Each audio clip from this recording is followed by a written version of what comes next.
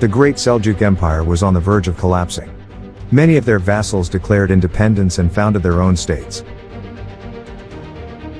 Finally, the Khwarazm Shah Ala ad-Din Tekish, supported by the Abbasid Caliph Nasir, defeated the last Seljuk Sultan Tughrul III at the Battle of Ray.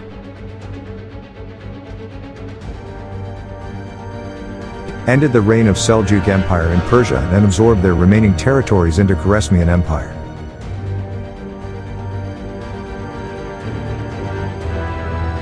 After the death of Shah Tekish in year 1218, his son Muhammad II succeeded as Khwarazm Shah. In the same year, Genghis Khan and his Mongolian horde conquered the kingdom of Kara Kite, making them directly bordered with the northeast of Khwarezm.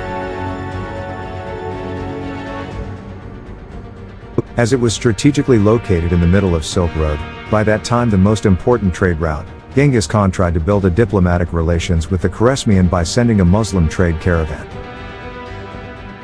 But when they reached city of Outrar, they were arrested and later executed, while their goods were confiscated by the local governor, who suspected them as Mongol spies.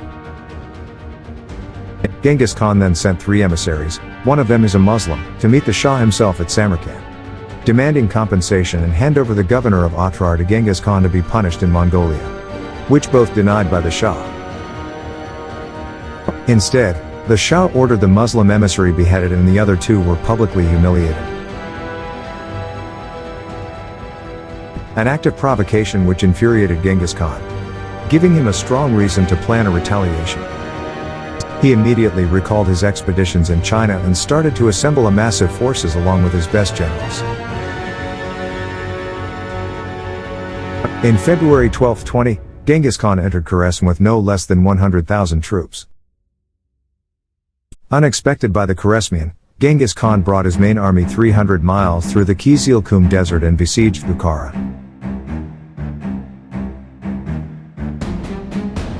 Within short period, 3 main cities, Bukhara, Samarkand, and Urgench, fell without significant resistance from the unprepared Khwarezmian army. Followed by another cities like Merv, Khorasan, and Nishapur. Thousands of civilians were also slaughtered by the ferocious Mongol.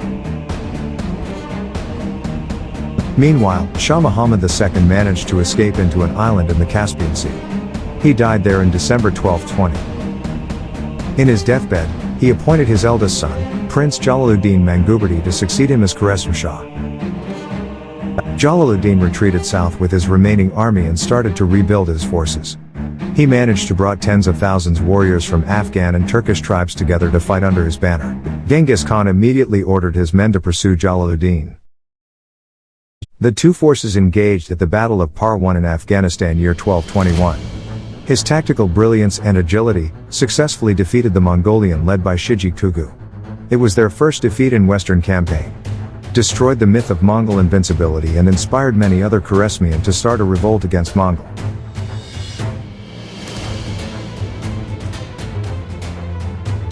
After hearing the defeat, Genghis Khan sent a larger force led by his own son, Tolui, only to be defeated again by Jalaluddin in Kabul. Unfortunately, soon after the victory, dispute over a loot triggered a quarrel between his 2 main generals. As a result, in the next morning, half of Jalaluddin's troops left the camp and abandoned his army. With only 30,000 troops remaining, Jalaluddin knew it was impossible to face Genghis Khan's massive forces marching towards him. Jalaluddin then decided to retreat towards India with his troops and thousands of refugees, with the Mongols still in pursuit. Before they could cross the Indus River, Genghis Khan appeared and surrounded them with 300,000 troops. Though heavily outnumbered and exhausted, Jalaluddin's army fought fiercely and inflicted heavy casualties to the Mongols. But not long until they were overwhelmed and cornered to a cliff. As a last effort, his loyal bodyguards made a final charge and gained some space for Jalaluddin, who then spurred his horse off the cliffs and into the river, followed by the remaining soldiers and refugees. Mongol archers then showered them with arrows. But when they were aiming to shoot Jalaluddin, who safely reached the other side of river bank, Genghis Khan held them off. Upon witnessing himself Jalaluddin's courage and wit, the great Khan was so impressed and famously remarked, Such a son must a father have. Jalaluddin lost many of his relatives that day, by the Mongols or drowned in river. Those who survived, including his son, were captured and later executed.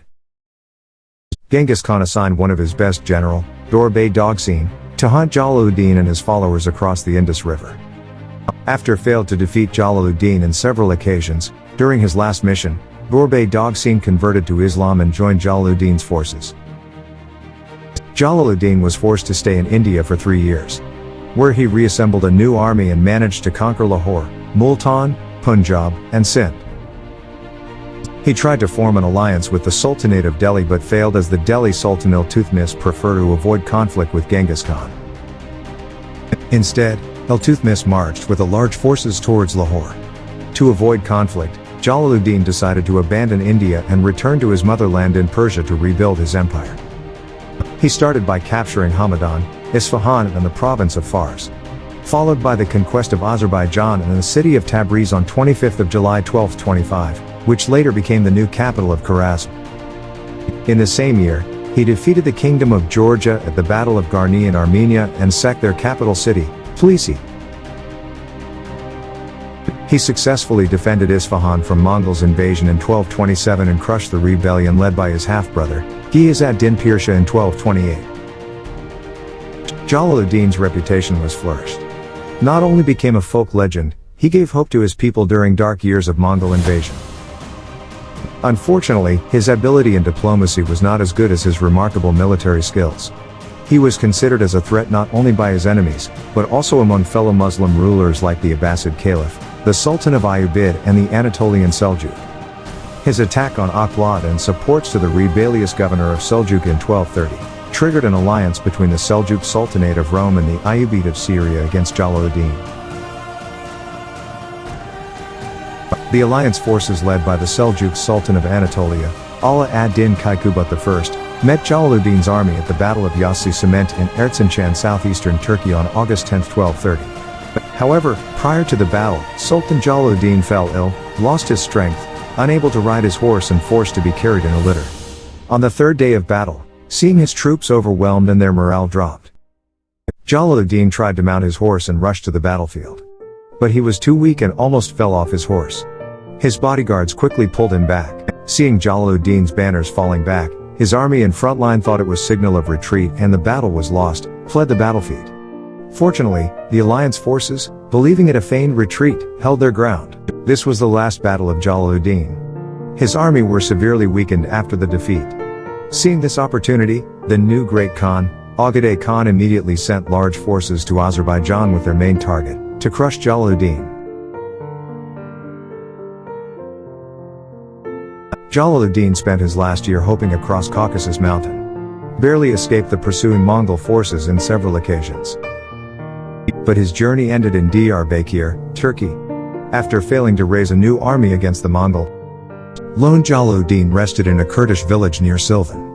He was killed while sleeping by the host who lost his brother in a battle against the Khwarezmian. Soon after he died, Azerbaijan and his remaining territories in Persia were captured by the Mongols, followed by Anatolia, Baghdad, and Syria. Though Jalaluddin had gone, his spirit kept inspiring his followers who remained loyal to his cause and fought against invaders. After fled their own country, these Jalaluddin followers later became the Khwarezmian forces that conquered Jerusalem from the Crusaders in July 1244. Jalaluddin Manguberdi was the last Khwarazm Shah. However, one of his nephew who was taken as prisoner and sold as a slave during Mongol invasion of Samarkand, later became a Mamluk Sultan of Egypt who defeated the Mongols at the Battle of Ain Jalut, which is Saif ad-Din Qutuz. There are debates among mostly Western historians whether Jalaluddin was a hero or just a coward. But one thing for sure, he was the only one fighting Mongols at that time when nobody dared to do. He was the one who dared, writing a letter to Genghis Khan saying, "Name the place you want to fight, we'll be there." At least Jalaluddin deserves to be remembered like other legendary warriors, who dedicated their life fighting to defend their motherland, and especially the Islamic world.